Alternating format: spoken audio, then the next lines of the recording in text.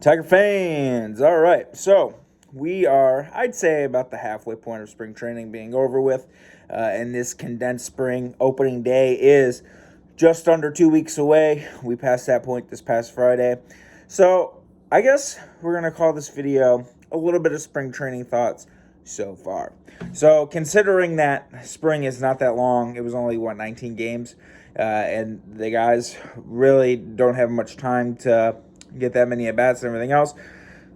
You got to take what's going on with a grain of salt so far.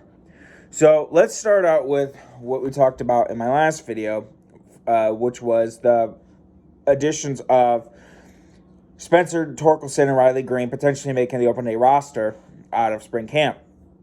So far, so good. Riley Green and Spencer Torkelson, their bats I have watched almost every single game and or listened to every single game this spring in some capacity. Not today's, because today was one of those lineups where there wasn't very many regulars, so I didn't really care about seeing or listening to the game, because it's just a lot of utility dudes. But so far so good. Watching most of the games and listening to most of the games so far at the plate, they've been really good. Not many strikeouts. The only thing I'm concerned about so far is they haven't really shown much power at the plate. Riley Green has had quite a few really good at-bats. He had an at-bat yesterday where it was a 10-pitch walk. Spencer Torkelson, though, so far this spring, just watching him, he's had some at-bats where he has just been ripping the ball to right field with authority. He's got a couple doubles. Riley Green has a triple. So there has been some extra base hits. Really, Spencer Torkelson should have like 6 doubles already. He's had so many balls so far. He had 2 days in a row where he ripped balls to right field, and he hit it so hard off the right field wall that it was held to a long single, so he didn't have a chance to get to second base. But Riley Green he had a triple so far. He's had a double, but so far none of those guys have had any home runs. But they've had really good at bats. Like, they've only struck out a couple times apiece. There was a game where Riley Green got kind of embarrassed a little bit. They were playing the Phillies, and Jerry's Familia loaded the bases, and Riley Green was up with the bases loaded, and he was ahead in the count. And Familia threw a splitter. Green swung over it, and then he just reared up 3-2 and absolutely blew it right past Riley Green with the bases loaded. And Green was just like, it's like, yeah, kid, this is the big leagues, man. Even someone a little bit older like Familia, he's going to bring it. And I think he's seen that. That's a pretty consistent pitcher to pitcher.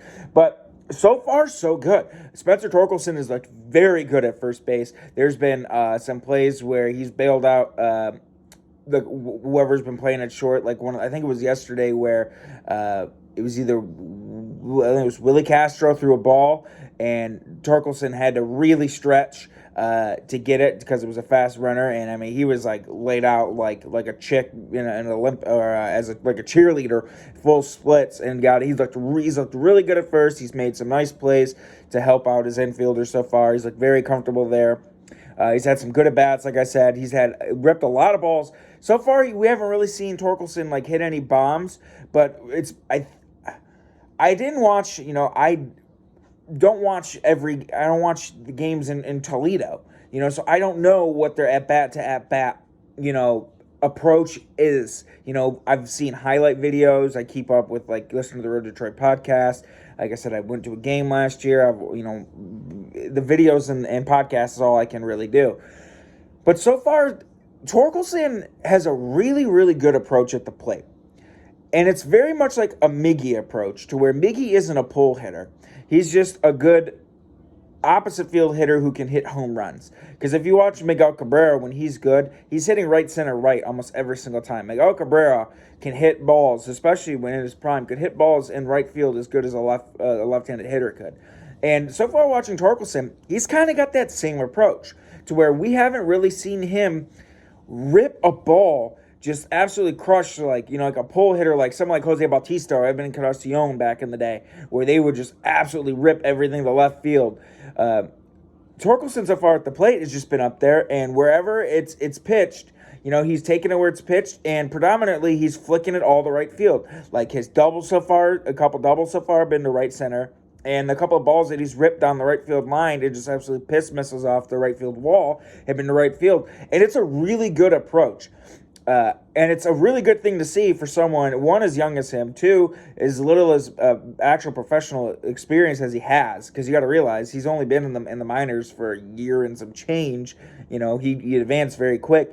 And that's a really good advanced approach at the plate, just to be able to, not try to go up there and hit home runs every single time. Someone with that kind of power and that kind of ability to be able to go up there with that kind of approach, that's great. And he hasn't been striking out really that much at all. He's got hit a couple times this spring too, because he kind of crowds the plate some as well. And as for Riley Green, again, like I've been saying, he goes up there, just such great bat to ball skills. Absolutely great at bat so far. He's gotten plucked a couple times. He fouled a ball off of his knee yesterday in the game because the Tigers had their best offensive explosion yesterday. They ended up scoring 14 runs. But so far, so good. And I think right now at this pace, they're on track to make the team out of spring, because they have yet to show that. They haven't really showed like the power that they're going to show, especially Spencer Torkelson, but they haven't showed that they're way behind and they're not ready to see big league pitching it every single day. They're going to come down to, like, say they come up, they could come up and 3 weeks be sent back down, one or other or two, because, they just get overmatched. But as of right now, they look like there's a very solid possibility that they're going to be up. They're going to be the day one starters come time May or April 8th against the White Sox. So, all right, so let's talk about a little bit of other things just besides Spencer Torkelson and Riley Green, because obviously you guys could tell I like them a lot. Derek Hill so far has had a very surprising camp, and I think he's making a real hard push to be the fourth outfielder on this team. Out of all the outfielders, he definitely provides the best defense. Riley Green is a good defender in the outfield, but he is no Derek Hill. Riley Green really is a right fielder by trade, but he can play center field. It's not, like I said, his defense is good out there, but he's not Derek Hill good. Derek Hill, since the day he's been drafted, I can remember on MLB Network, he is the next Torrey Hunter. That is what they said. The best high school outfield glove they have saw since Torrey Hunter. And, we saw it last year in Detroit. He has a good glove out there. And so far, he's hit a couple of bombs this spring. And this is coming from a guy that has never really showed the power potential. He's shown more power than, Riley Green has. He's shown more power than better hit than Victor Reyes has. So I've been very surprised by how well Derek Hill has played. And only to have 19 games to prove yourself, and when you have a team that, has a lot of outfielders already. And speaking of power, Akil Baddoo. Everyone's sleeping on Akil Baddoo, trying to say that this guy, we need an outfielder. We need Michael Conforto. We need another outfielder. Guys, I told you this. You got to give Akil Baddoo a chance until he proves he's not the guy. And so far, my man's has done nothing but hit leadoff tanks. Tanks with the flip. The man he's ready to go. He's ready to play day one. Akil Baddoo has looked great. Derek Hill has really made a push to try to be the fourth outfielder on this team over Victor Reyes. And I think with that glove, he very well could be.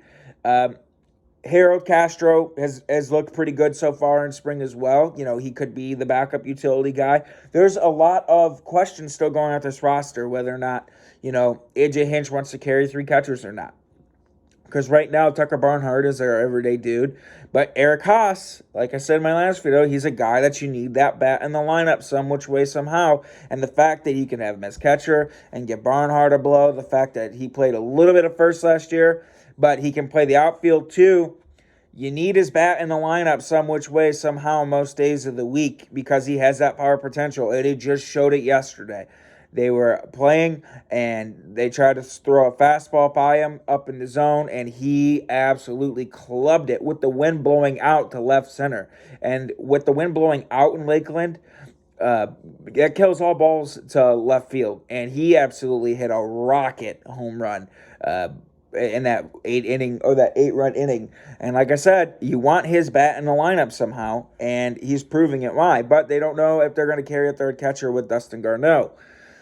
So there's a lot of still things up in the air with only a little bit left to go. Personally, I think they'll probably carry 3 catchers. It'll be Garneau, Haas, Barnhart, and your reserves will be Harold Castro and Derek Hill will be on your bench. Maybe they'll keep Willie Castro and just take away a pitcher out of the bullpen. Who knows? Because you really don't need that many bench guys. Plus, they have 28 guys in April they're allowed to carry until May, so the roster size expands too. So you'll probably see Harold and Willie, Victor, and Dustin Garneau will be Harold, Willie, Derek Hill, and Dustin Garneau will probably be your 4 reserves, and then they'll have an extra reliever out in the bullpen. So the Tigers did make a few acquisitions since my last video. They signed Michael Pineda, I believe, to a 1-year deal. He doesn't have his work visa right now, so he's not able to compete in the MLB until he gets his work visa. Pineda is a good back end of the rotation starter. I most remember him for when he was coming up with the Yankees, and he had that pine tar game at Fenway where it was on his neck, and he wasn't even blatantly trying to hide it. He just had it out on his neck, and he got thrown out. And then I remember him getting traded to Seattle for Jesus Montero, which was one of the worst trades really ever. None of those guys, because Michael Pineda was really good. Oh, excuse me. Pineda was a Mariner, and Montero was a Yankee. And Pineda was like in the Rookie of the Year running, and I think that was the year Jeremy Hellickson won it on the Rays, and they ended up trading Pineda to the Yankees for Jesus Montero, and Montero turned out to be one of the biggest busts of all time. And Pineda came over, and he had some mild success, but he suffered from injuries, really a good chunk of his career as well. With Minnesota last year, he hasn't been bad. He's not a guy that's going to oh man, you got Michael Pineda in your rotation. They're screwed now every 5th day. He's all right. But it's a depth move because I still don't think they're 100%. Well, clearly they're not 100% sold on Tyler Alexander starting 25 games this year at least and being able to give you quality starts 3/4 of the time. Because if they were, they wouldn't have signed Michael Pineda or went out and got Chase Anderson. And so far, Chase Anderson this spring has not looked good. He's been getting bombed up pretty decently well. So clearly they don't think of Alexander as someone as their bona fide 5th guy. They want another option so they can have Alexander as a swing man out of the rotation as someone who's your long guy in the pen need be, and a dude that can make a spot start need be to give someone like a rest if they want to do a skip. So who knows? Chase Anderson, he's been kind of crappy the last couple years. Was a player, started with the Phillies. He was all right at one time. He's not really that good. He's fighting for an opportunity to even make it out of camp. If anything, he'll probably be a dude that gets sent to Toledo as a depth guy. Ryan Levarnway was also picked up on a non-roster minor league invite. I don't see it. I think this is just an opportunity for him to either make AAA to even have a chance for a trade so another organization can pick him up so he can be a depth piece at one of their spots in their organization, or he's going to get released because the Tigers have enough catchers right now on their depth chart between Garneau, Haas, and Barnhart. So, and what's really nuts is Ryan Levarnway only has 50 RBIs in 10 years. It just goes to show you how, that guy's been in the big leagues for 10 years. Mind you, he hasn't played, a whole hell of a lot of games. But he's only had 50 RBIs in 10 years. And somehow he's been able to stick in the big leagues by being, a career 217 hitter. And it's amazing.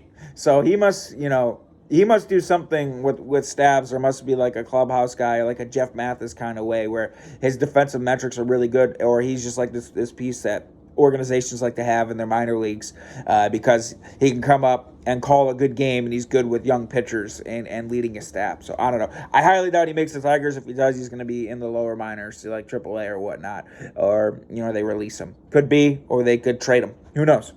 And then last but not least, they signed Andrew Chafin. Chafin is pitched twice so far this spring.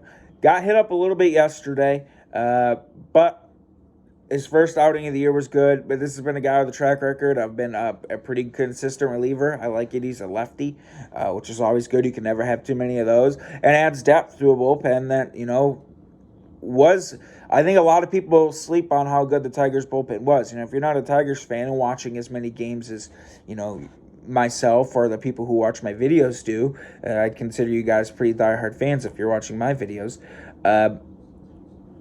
We had a good bullpen last year, regardless of what the numbers say. Between, what Gregory Soto was able to do and Jose Cisnero was able to do and Michael Fulmer, plus, Tyler Alexander's a good arm out of the bullpen, and now you had some like Andrew Chafin in there. The Tigers have some arms back there, and I think it's one of the better bullpens we've had in a long time because they were like a three-headed monster last year. And they saved a lot of games. The biggest thing now is, the health of Michael Fulmer. Try to keep him on the field. Because even in a relief setting, injuries still got him. And that's why he's not a starter anymore, because he can never stay healthy, and injuries got him again. And it just is what it is. They need to find a way to get the most utilization of Michael Fulmer that they can, because he's a valuable arm, and he was able to get it done. But Gregory Soto is still nasty. Came out yesterday, looked good. So overall, this video really doesn't need to be much longer than this. Overall, Spencer Torkelson and Riley Green, I think, are making a good, solid push to be on the roster day one. I think everyone wants them on the roster day one. I think Hinch wants them on the roster day one, and they have done nothing to prove that they shouldn't be on the roster day one. Like I said, the power really hasn't shown that much that I think we will see eventually throughout if they get 300-400 at bats. But that's definitely there. So far, their approaches at the plate have been very good, both of them, and they've both done well in the field to contribute. Derek Hill, like I said, has looked really good so far this spring. He's making a hell of a push to be the fourth outfielder. Akil Baddoo is locked in. Robbie Grossman's already had a couple of tank shots. He looked good. And Ryan Kreidler. I told you guys, don't sleep on my man. He's going to be down in AAA. They already told him that. But my man hit a grand slam the other day, and he's making a push. The Tigers have a lot of depth. And if they have some injuries this year, say, like Jamer gets hurt, or, Baez, he's usually good for an IL stint once a year. He gets hurt. They have a lot of guys that they can lean on for a short time that is going to come up, and I think we could see this year. I think we could see Ryan Kreidler sometime this year if there's an injury issue. I think we could see Cody Clemens this year if there's an injury issue or they need a depth piece off the bench. They got some guys, and these kids are really playing out so far this spring, and it's great to see. And Kreidler has been playing some third too. So, and they still have Zach Short. I think, but Short really hasn't had that many opportunities this spring. I'm kind of up in the air what they're going to do with him. I'm really not sure. So, but Torkelson Green looking good. Hopefully they make it. They added a couple of players. Like I said, Pineda's a pretty all right pitcher, and Chafin's a good addition. I don't think Levarnway does anything, or Chase Anderson really does anything. It doesn't really matter. But so far, so good. Let's talk about the starters real quick. Casey Mize has looked really good. He's had a little bit of up and downish with his command a little bit, but he's looked really nasty. His last start out, he had 6 strikeouts. Screwball has looked really good, even though he's given up a couple homers. Same with Matt Manning. Matt Manning, he's his first couple spring starts, he's been throwing a lot of breaking balls. And I think this year, and I said this last year when he debuted, he's a guy that's always been a strikeout pitcher with a lot of velocity, but always has had a good set of off-speed stuff. And last year, he couldn't throw his off-speed stuff for strikes really at all. His curveball and slider were non-weapons, and he was so fastball heavy.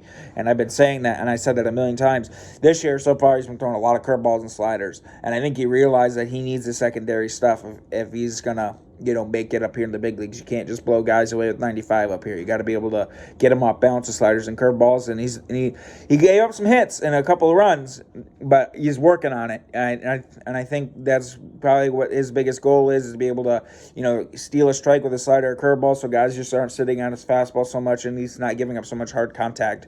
So overall, I will be back with my brother. I'm gonna go up to Michigan next the Thursday, the 7th, before opening day. So the next video you see will be a 2022 Detroit Tigers season preview where we're going to go over all the guys that made the roster, give our predictions, and hopefully we, get ready to start the season out with a win.